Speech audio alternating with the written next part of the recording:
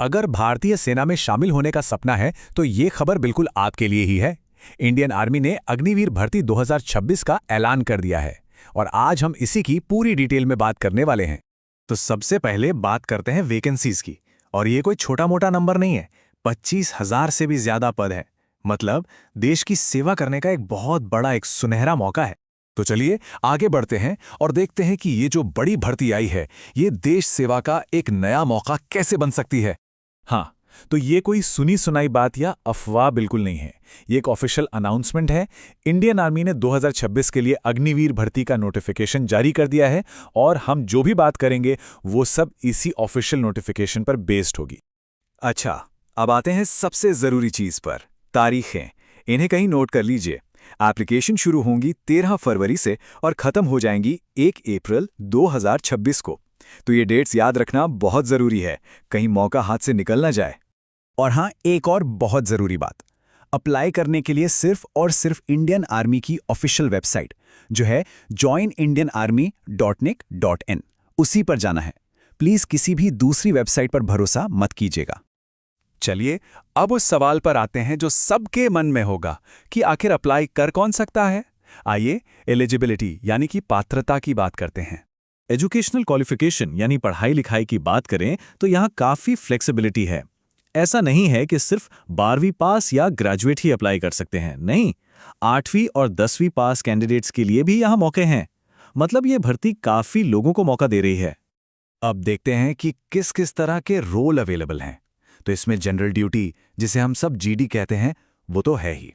साथ में technical, clerk या स्टोर कीपर और ट्रेड्समैन के पद भी हैं।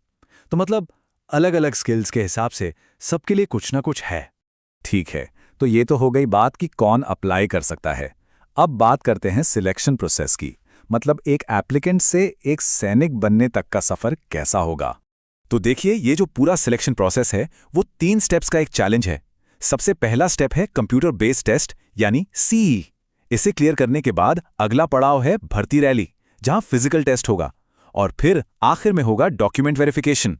एक बात यहां पर समझना बहुत जरूरी है, सिर्फ एग्जाम में अच्छा करना या सिर्फ फिजिकली फिट होना काफी नहीं होगा।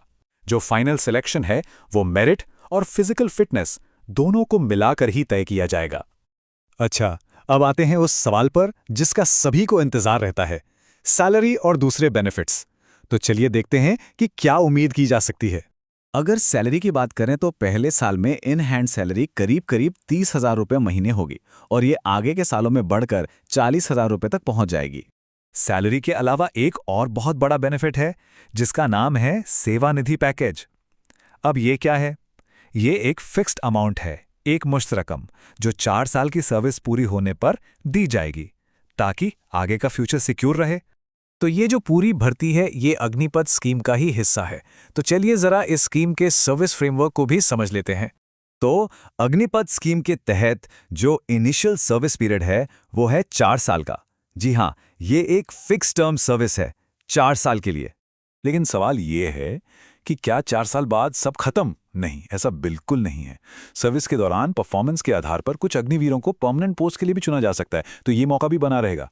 तो आखिर में एक सवाल छोड़ जाते हैं कि क्या ये देश सेवा का एक नया और आधुनिक 4 साल का रास्ता है? ये एक ऐसा सवाल है जो वाकई सोचने पर मजबूर करता है।